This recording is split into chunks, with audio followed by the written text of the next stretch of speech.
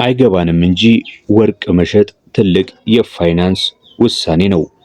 ወርቁን በጥሩ ዋጋ ለመሸጥ እና ከመጭበርበር ለመጠበቅ የሚከተለውን ደረጃም ማወቅና መጠበቅ እጅግ በጣም አስፈላጊ ነው።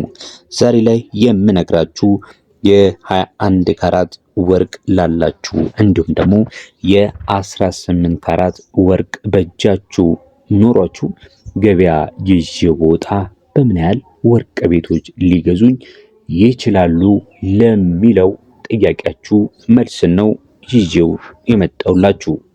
ከመሸጣችሁ በፊት እንዲሁ ምን ማድረግ ይኖርባችኋል የሚለውንም አትኩራችሁ በጥንቃቄ እስከ መጨረሻው ተከታተሉ ዘንድ በማክበር እጠይቃለሁ። ከዛ በፊት ግን ለቪዲዮአችን እንዲሁም ለቻናላችን አዲስ ከሆናችሁ ቪዲዮ ላይክ በማድረግ ጀምሩት።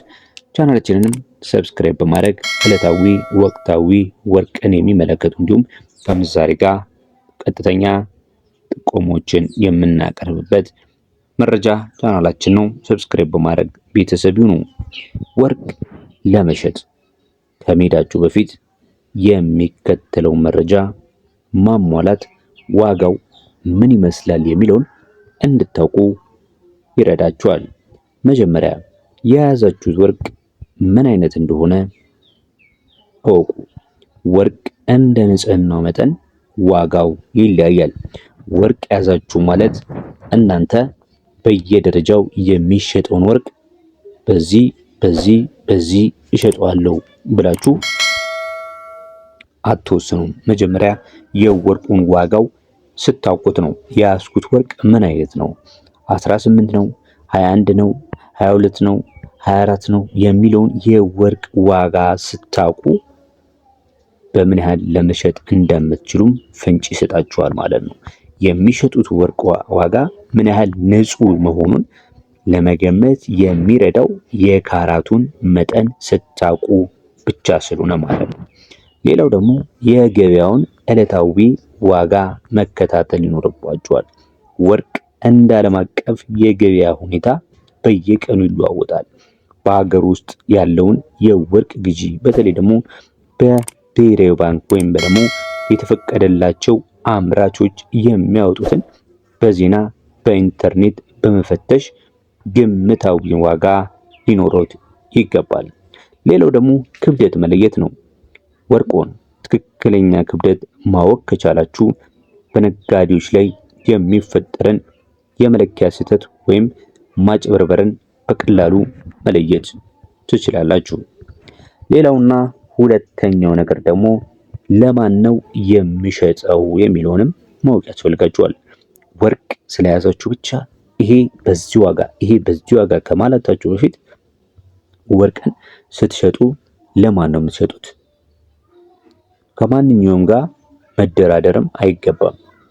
ምን አይነት አማራጭ ልጠቀም ለሚለው ልንገራችሁ። የመጀመሪያው ህጋዊ ፍቃድ ላላቸው ወርቅ ቤቶችን ማናገር ነው። እውቅና ያላቸው የወርቅ መደብሮች አሉ፣ ወርቅን የሚገዙ ጌጣጌጥ አምራቾች አሉ። ወይም ደግሞ በብሔራዊ ባንክ በኩል ወኪል የሆኑ ቦታዎችን መምረጥ ይኖርባችኋል።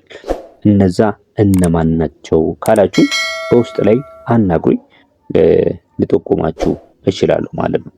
መንገድ ላይ የሚቆሙ በማይታወቁ አካላት ጋር በተለይ ወርቅን ለመሸጥ በፍጹም መደራደር የለባችሁ። ከአንድ ቦታም በላይ ደግሞ መጠየቅ አለባችሁ። በተለይ እርግጠኛ ከሆናችሁ ይህ ወርቅ ቤት ትክክለኛ ነው ካላችሁ ደግሞ አንድ ቦታ ሲሆን መጠየቅ ያለባችሁ 3-4 ቦታ ወርቃችሁን ይዛችሁ ከነዛ ታማኝ ነጋዴዎችን በመጠየቅ ዋጋውን ማረጋገጥ ይኖርባችኋል ማለት ነው። ስለዚህ ትክክለኛ ዋጋ የመጨረሻ ፍትሃዊ ለእናንተ የሚጠቅም ዋጋን ከያዛችሁ በኋላ ከማረጋገጥ በመሸጥ ወይም ደግሞ የተሻለ አሪፍ ዋጋ ካገኛችሁ መፍትሄውን እናንተ ትወስናላችሁ ማለት ነው። ነገር ግን ይህን ለመወሰን አሁን እየተገዛና እየተሸጠ ያለበት የወርቅ ዋጋ ምን ይመስላል የሚለውን መረጃ ማወቅ አለባችሁ ማለት ነው። በመጨረሻ በቪዲዮ መጨረሻ ላይ የሚነግራችሁ ወሳኝ ነገር አለ። ከዛ በፊት ግን አንድ ነገር እንገራችሁ። 18 ካራት ከሆነ ወርቃችሁ ምንም አይነት ጉዳት ያልደረሰበት 18 ካራት ከሆነ ወርቃችሁ ብትሸጡት ከ21 ሺህ እስከ 22 እና እስከ ግፋ ቢልም እስከ 22500 ነው እንደ ወርቁ ሁኔታ። ምናልባት ወርቁ በጣም ዘመናዊ ከሆነ በጣም ያልተጎዳ አይነት ወርቅ ከሆነ 22 እና 21 ሺህ ድረስ ሊሸጥ ይችላል ማለት ነው። ቀጥሎ ደግሞ የ21 ካራት እነግራችኋለሁ። ከዛ በፊት ግን ልትወስዱ የሚገባው ጥንቃቄ ምንድን ነው የሚለውን እንገራችሁ። ግብይት በምታደርጉበት ሰዓት ላይ በተለይ ይህንን ወርቅ ዋጋ 18 ካራት እንግዲህ ዋጋውን የነገርኳችሁ በ1 ግራም ነው። ቤተሰቦች በ1 ግራም ከ21 ሺህ እስከ 22 ሺህ ልትሸጡት ትችላላችሁ አሁን ባለው ገበያ ማለት ነው። ምክንያቱም አሁን ትንሽ ቀነስ ስላለ ነው።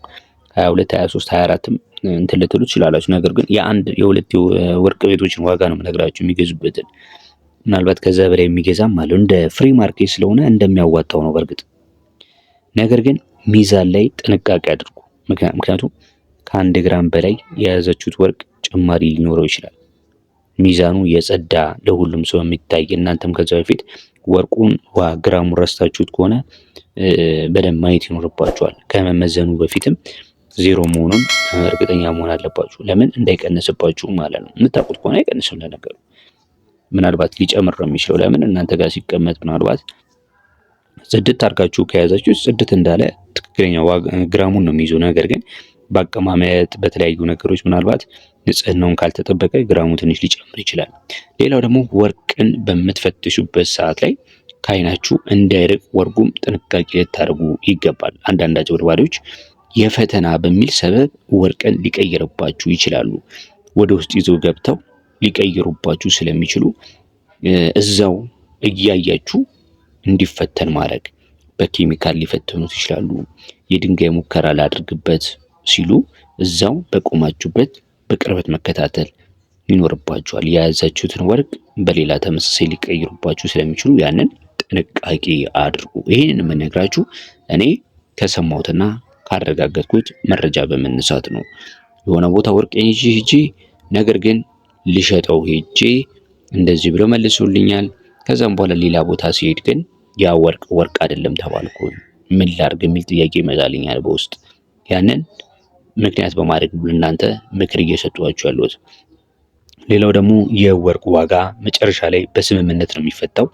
የተሻለ ዋጋ እንድታገኙ ደግሞ ክብደቱን፣ ንጽህናውን ማረጋገጥ አለባችሁ። የመጨረሻውን ዋጋ ሲነግራችሁ ደግሞ በግልጽ መስማማት። ገንዘብ ሳትቀበሉ ደግሞ ወርቅን አታስረከቡ። የክፍያውን ዘዴ በከፍተኛ ፍጥነት ባለው የገንዘብ መላኪያ በካሽ ባይሆን ይመረጣል። በባንክ ወደ ሂሳብ እንዲገባ ማስደረግ በሰላማዊ መልኩ። ምክንያቱም ገዢውም ይታወቃል በዛ ስቴትመንት፣ ሻጩም ይታወቃል ማለት ነው።